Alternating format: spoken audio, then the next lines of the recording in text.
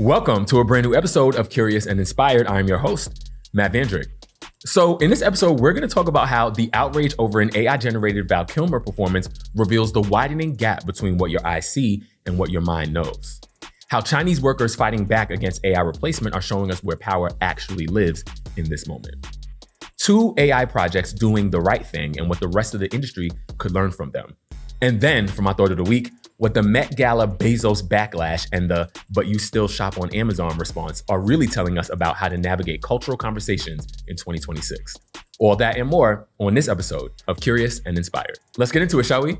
So, first up, the indie film As Deep as the Grave has sparked debate after debuting an AI-generated Val Kilmer at CinemaCon. So there are people who both agree and disagree with the use of AI-generated performances in film, but let's get into a little bit of setup first. In order to understand why each side is beefing, we need to understand cinema in its purest sense. America loves movies. Hollywood, which is really only about a 3.5-mile stretch of Los Angeles, has been the epicenter of film globally for the better part of the past century. Val Kilmer, a beloved actor who rose to fame in the 80s and starred in the original cast of the classic film Top Gun, unfortunately passed away in April 2025 following a long battle with throat cancer. For many, his death felt too soon and his work as an actor was left undone. But Val Kilmer is in a new movie, over a year after his death. According to The Hollywood Reporter, Kilmer was originally cast as Father Fenton, a Catholic priest and Native American spiritualist, before his declining health prevented him from filming. With the full cooperation and approval of his estate and his children, the filmmakers used AI and archival material to complete his performance. So for those who support AI being used in this way, they say this film is a tribute to Kilmer, and his daughter was quoted as saying that her dad was, in fact, interested in this technology. Other supporters say it's a beautiful, ethical use of AI. Those who oppose frame their stance in integrity, stating that it's more important to protect the legacy of those that are no longer with us.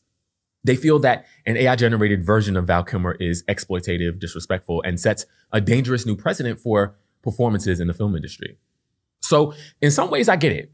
Here you are at the movies, your eyes are telling you that it's Val Kilmer, but your mind knows he's not alive and that he didn't actually film this role.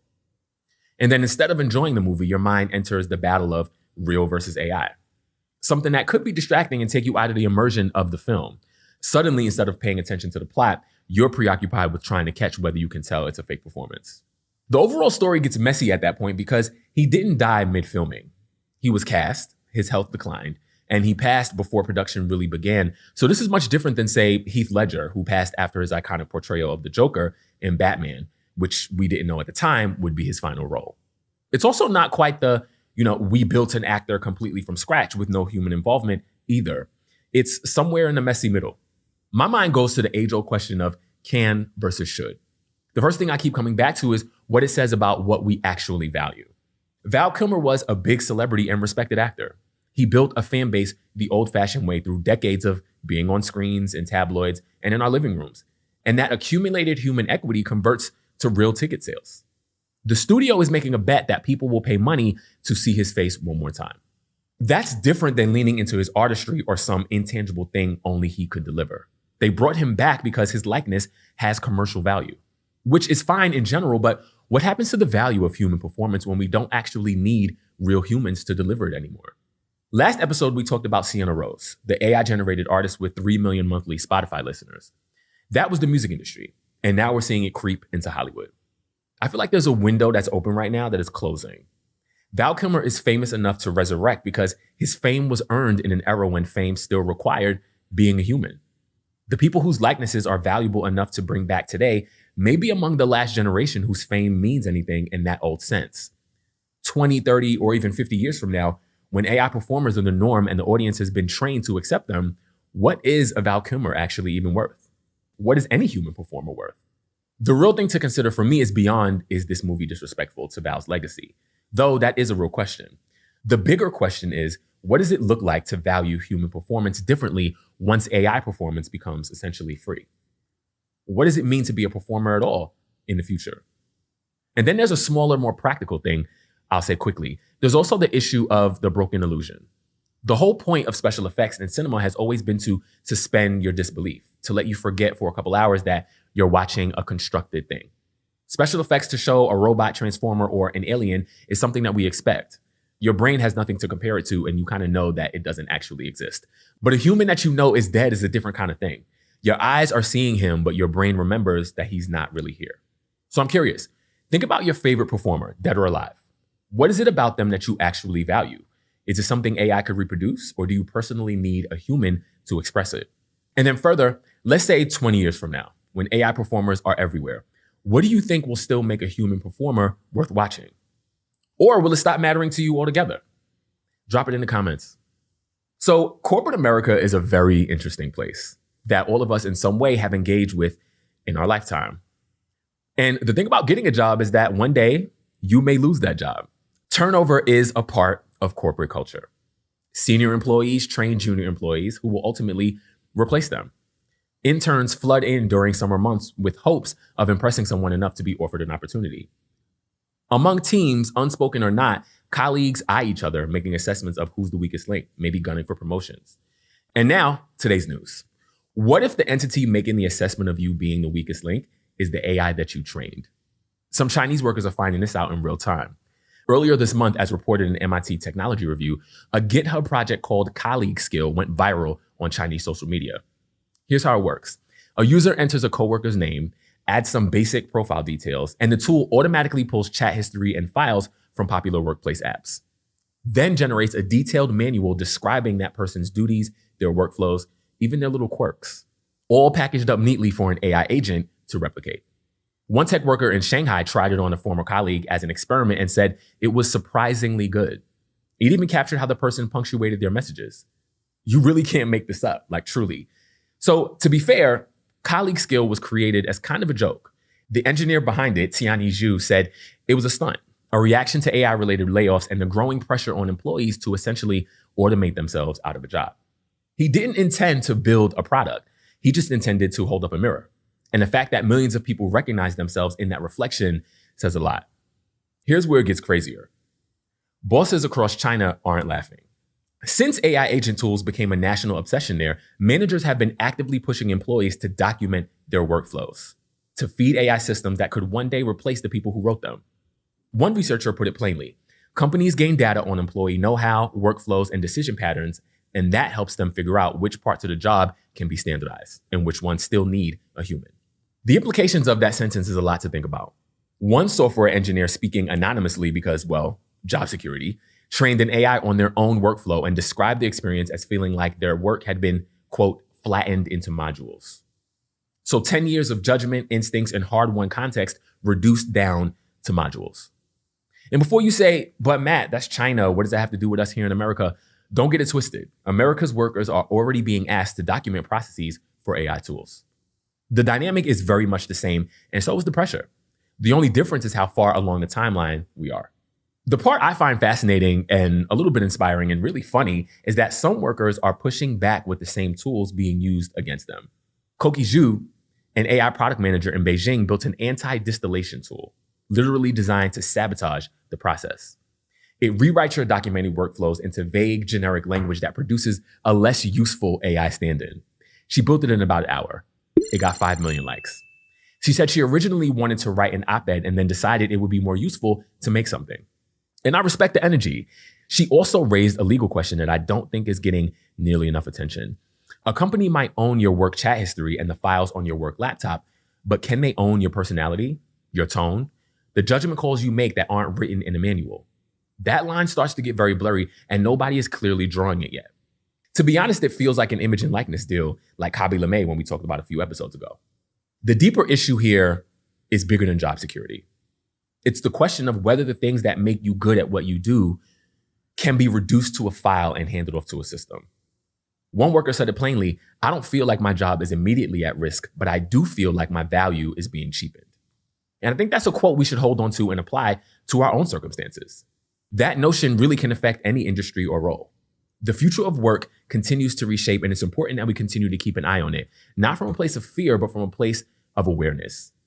Understand what's being asked of you when you're asked to document your process and what it's being used for. And think carefully about what you share, with whom, and why. The workers who will fare best in this moment are the ones that stay informed enough to shape how it gets used. Next, some happy news, 2 reasons to feel good about AI. There are good things that AI does. Let's talk about them.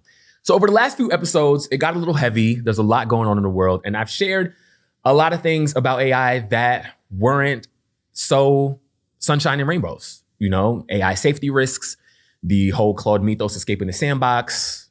Sometimes it can feel a little bit dystopian. But I'm pleased to be able to share some good news about AI today. We have two different initiatives that are helping people. One is through storytelling and teaching AI literacy, and the other is using AI chatbots to help practice social skills and build confidence. Let's get into it. AI, of course, is reshaping our world, and one of the bigger areas that it's reshaping is with our children. The future of learning and what that will look like. This generation of children are using AI during their formative years, talking to it, learning from it, and really being shaped by it. And most of them have no framework for understanding what it actually is or how it works. A team at Emory University is trying to change that, and I love their approach. The project is called Tinkertales, and it's being developed out of Emory's Natural Language Processing Lab, led by Associate Professor of Computer Science, Jingho Choi.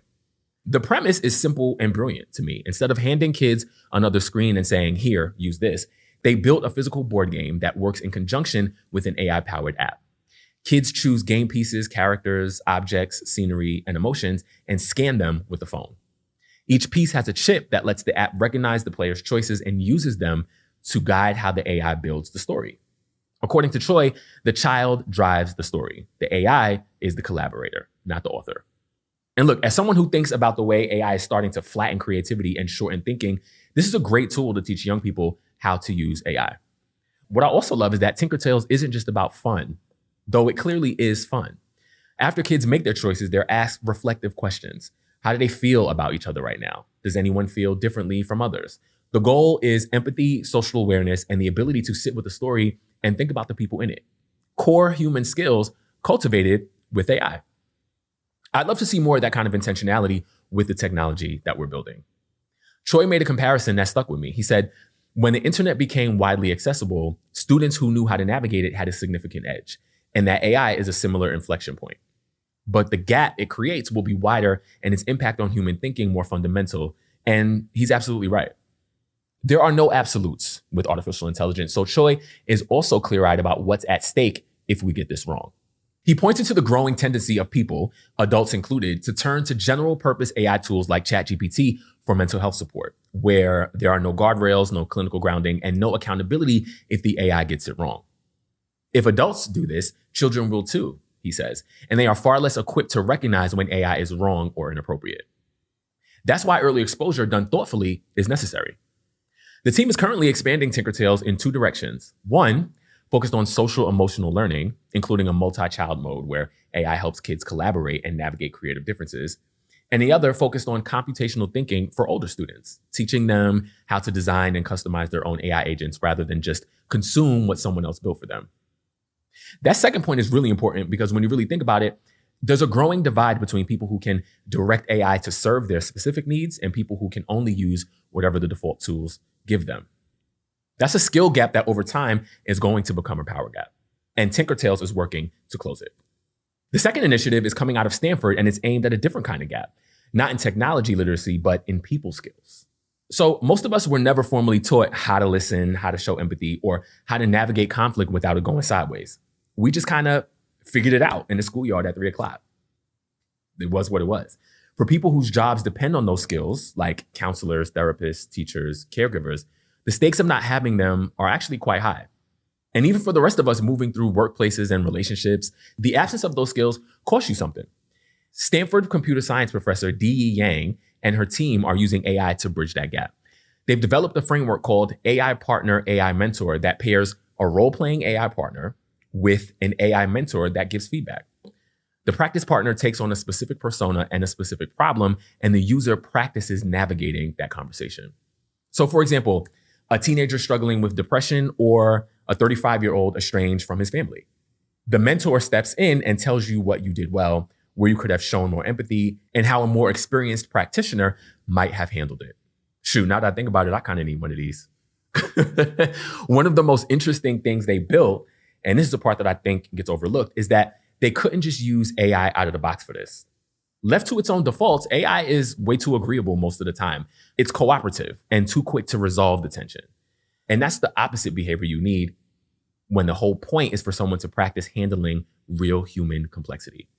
So the researchers work with actual therapists and conflict resolution experts to design sets of rules that make the AI act more like a real person. Show initial skepticism. Don't disclose too much at the start. Be resistant to easy solutions. The results from their 90-person study were telling. People who practice alone got more confident, but the people who practice with feedback actually got more skilled. They became more client-centered, showed more genuine empathy, and learned to ask better questions instead of rushing to fix things. That difference between confidence and competence is worth sitting with because a lot of AI tools are handing people the former without doing much of the latter. What I find most meaningful about this work is the population it's designed to reach. In addition to building this for Stanford-trained clinicians, they're also adapting it for community mental health centers, peer counseling programs, nonprofits, volunteer-based organizations, the places where training is limited and the need is highest. As Stanford researcher Ryan Louie, PhD, put it, quote, "If we can increase the capability of humans to support each other, then we're all better off," close quote. I don't really have much to add to that. That lands perfectly for me. So here's what I think after doing the research on both of these. We spend so much time, rightfully, watching where AI is taking things away from us. Jobs, originality, privacy, attention. And every now and then, it's worth naming the places where people are using the same technology to actually give something back. To teach children to think critically, to help caregivers hold more space for people in pain, to close the gaps that have existed long before AI showed up. The people behind them are asking hard questions about what it means to use AI responsibly and build things that solve challenging problems for the people. That kind of attention to human-centered problems is rare in a world where most people are building things mostly for monetary gain. When I find more stories like these, I'm going to celebrate them and share them with you, and I hope you will too. All right, let's get into the thought of the week. Let's have some fun, shall we? So a few weeks ago, the Met Gala happened, and I posted a thread about it. A lot of people posted about it. Some people were happy about it. Some people were tearing it down. I was somewhere in the middle.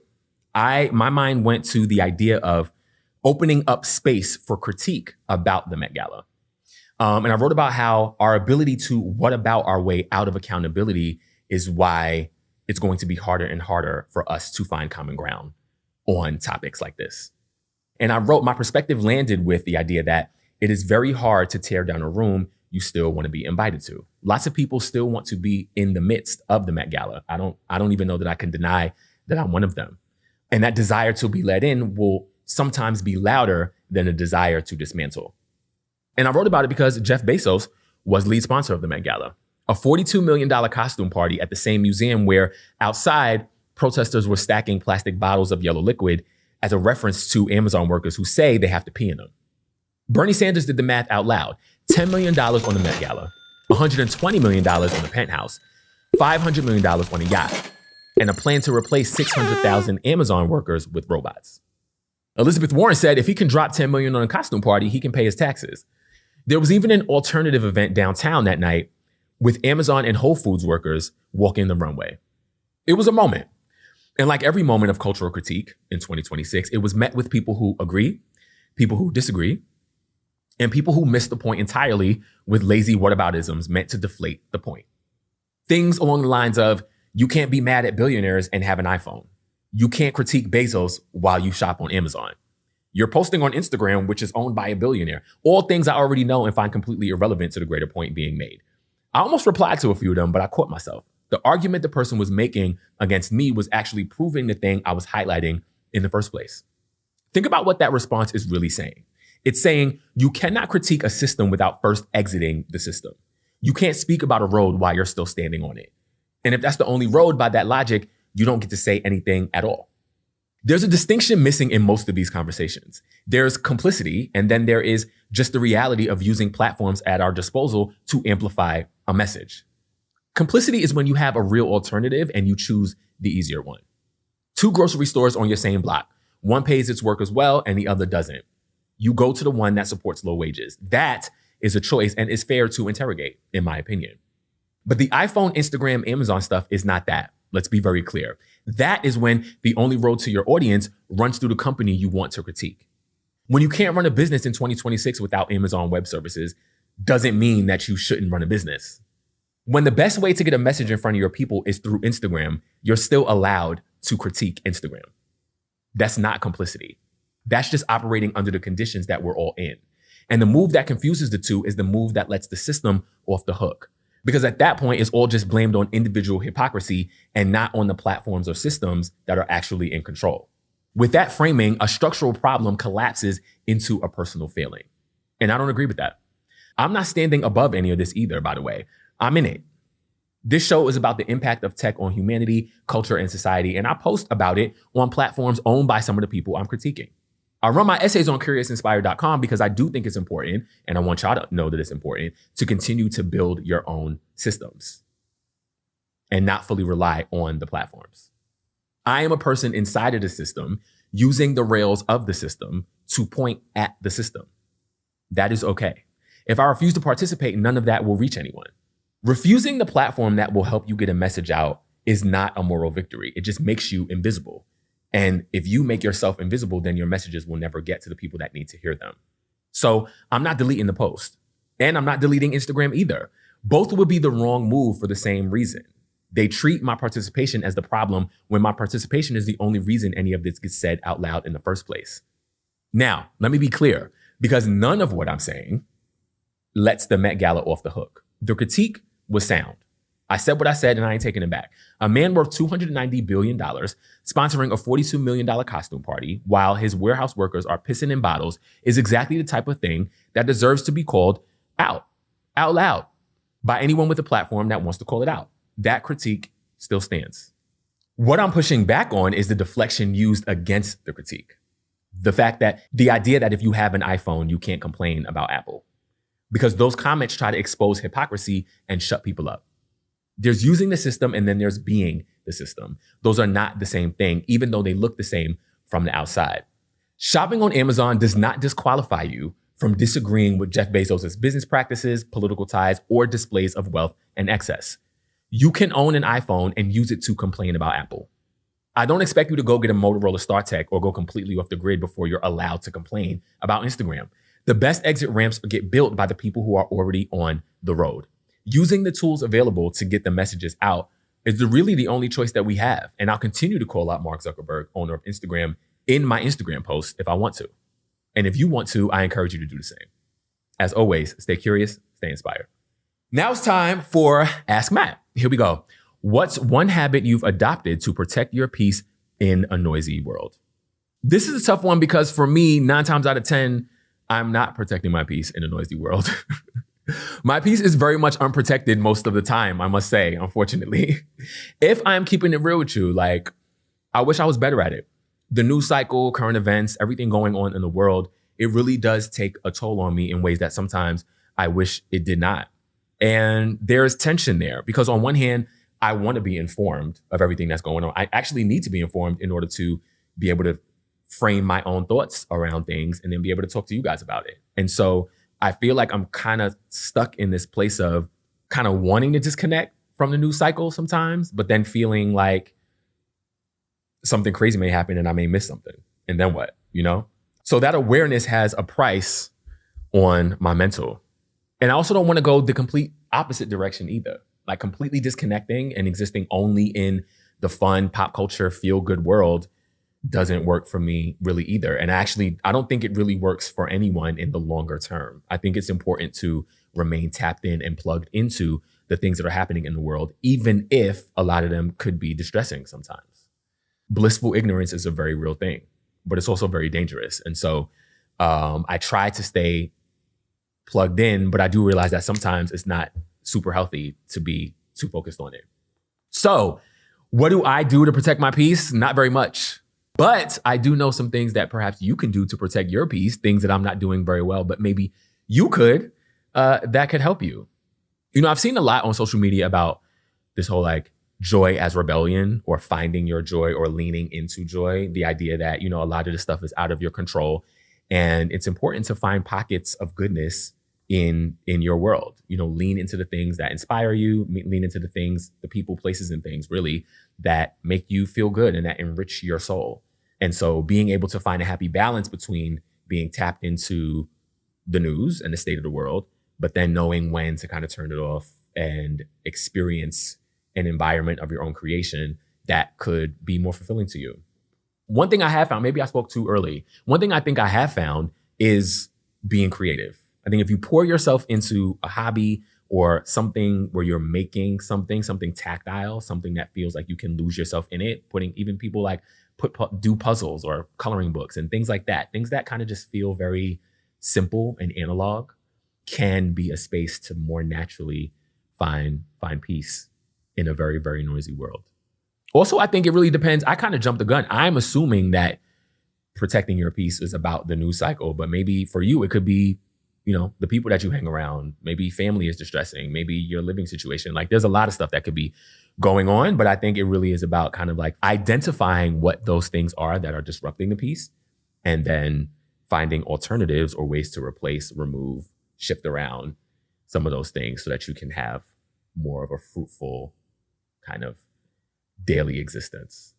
If you have a question that you want to ask me, shoot me a DM or write it in the comments, or just reach out to me, ask Matt on CuriousInspired.com, and then I could answer it on the show. And then finally, a shout out. So early in the month, I did a reel that discussed power, inspired by the recent Supreme Court decision that negatively impacted the Voting Rights Act from 1964. And I want to shout out Pamela Robertson Bosnick, who left a comment in my IG page and said, "Hook, line, and sinker." I guess she felt where I was coming from. "No lies detected," she said. "Everything they threw out, God kept us. We survived and thrived." I also want to give a shout out to Kayla Jones, who said, "The recoil is determined by the spring, not the pressure." That was a direct quote of something I said in the reel. If you got me on Instagram, go check that out. It was pretty insightful, and we can talk about that next time on the show too. I think I'll probably have some follow-ups about that topic. So thanks for the engagement. As always, check us out on CuriousInspired.com, IG, Facebook, wherever you get your podcast. If you comment on something I post, then I could shout you out on the show. And that is the show, ladies and gentlemen. Episode 11 is in the bag. I appreciate you spending some time with me here today. And until next time, as always, stay curious, stay inspired. Y'all be good. Peace. If you enjoyed this episode, be sure to like, comment, and subscribe.